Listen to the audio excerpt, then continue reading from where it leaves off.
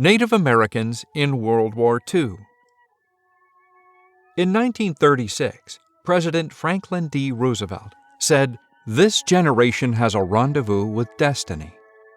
When Roosevelt said that, he probably had no idea how much World War II would make his prophecy true. A part of that generation were Native Americans who, when the war started, didn't think twice to enlist in the military for the defense of their country. No ethnic group that took part in the war had made a greater per capita contribution, and no ethnic group's status was changed more by the war. The Prewar Era. Although Native Americans were not drafted for World War I because they were not considered citizens of the United States until 1924, approximately 10,000 Native American men volunteered for duty in World War I. Between the two world wars, life on the reservations was difficult for Native Americans due to low levels of development and lack of economic opportunities. In 1939, the median income for Native American males living on reservations was $500, compared to the national average of $2,300. Nearly 1/4 of Native Americans had no formal education, and even for high school graduates, few forms of conventional employment existed on reservations. In the absence of conventional employment, those Native Americans who stayed on the reservations generally worked the land and farmed. America enters the war, and Native nations follow. Back in 1917, the Iroquois Confederacy had declared war on Germany. At the start of World War II, they still had not made peace, and when the war started, they were more than ready to fight. Other tribes were also eager as well. Some were willing to wait for hours in bad weather in order to sign their draft cards, often showing up with their own rifles. After the Japanese attack on Pearl Harbor, many Native Americans either enlisted in the armed forces or went to work in the war plants. According to one survey, by 1942, 40% of Native Americans enlisted voluntarily than had been drafted. Many women also contributed, serving in the Women's Army Corps, the Women Accepted for Volunteer Emergency Service, and the Army Nurse Corps. On the day Pearl Harbor was attacked, approximately 5,000 natives were in service. That number escalated to over 44,000 by the time the war ended. This accounted for more than 10% of the native population during wartime. Because the Choctaw Code Talkers had confused the Germans in World War I, the German government feared the same thing would happen again in this war. During the 1930s, Nazi agents disguised as anthropologists and writers went to native reservations and tried to learn some of the native languages. The German government also tried to befriend some native tribes, linking the swastika to a similar native symbol. The Third Reich propaganda minister Joseph Goebbels went as far as calling the Lakota Sioux Aryans. The Nazi attempt to convert natives to their cause not only failed, but, feeling manipulated, it may be one of the reasons why so many native people joined the fight against the Axis powers. They called Hitler "he who smells his own mustache," and Mussolini "gourd chin." Native American people saw Axis forces as a threat to their liberty. The Chippewa and Lakota Sioux joined the Iroquois and declared war on the Axis. Illiterate Native Americans learned to read, and those who didn't speak English learned the language so they could join the military. They organized remedial English training courses on the reservations.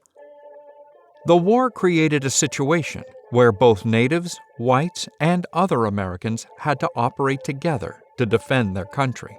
This led to weakening racial barriers in the armed forces and changed the perspective of American society.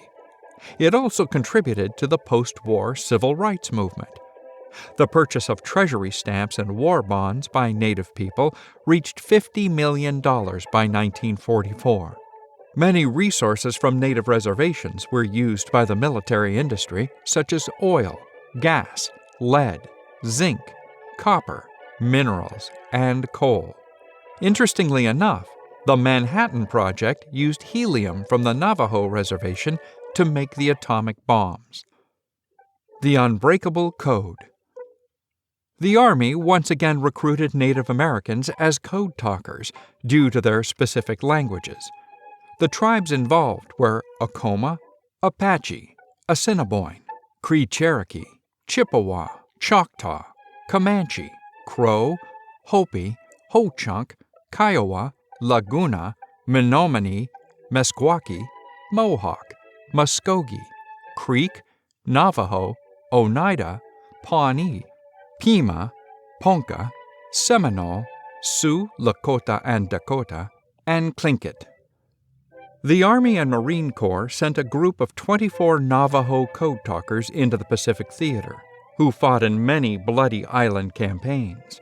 In North Africa, 8 soldiers from the Meskwaki tribe served as code talkers in the 168th Infantry Regiment, 34th Division. In Europe, the 4th Signal Company, 4th Infantry Division, was assigned 17 Comanche code talkers. From the D-Day landings at Normandy in June 1944 to the liberation of Paris and the Battle of the Bulge, they kept the lines of communications secure. The Japanese and Germans never broke the communications. Native Americans in the war.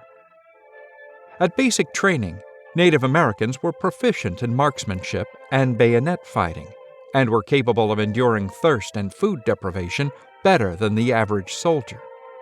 The Native American soldier had an acute sense of perception, excellent endurance, and exceptional physical coordination. Other soldiers respected Native American soldiers because of their warrior reputation.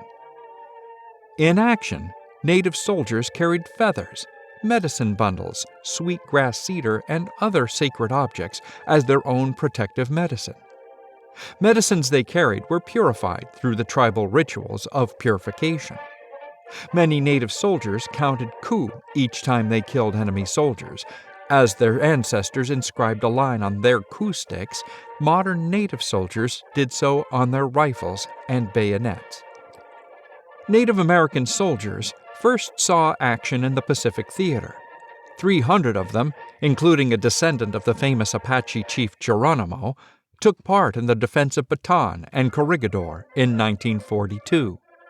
Over 2,000 soldiers from Oklahoma and New Mexico served in the 45th Infantry Division, which fought in Italy and Central Europe.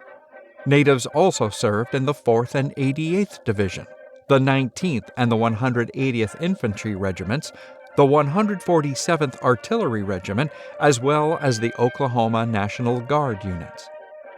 Basically, Native American soldiers fought through the entire war, from the attack on Pearl Harbor to the surrender of Japan in 1945.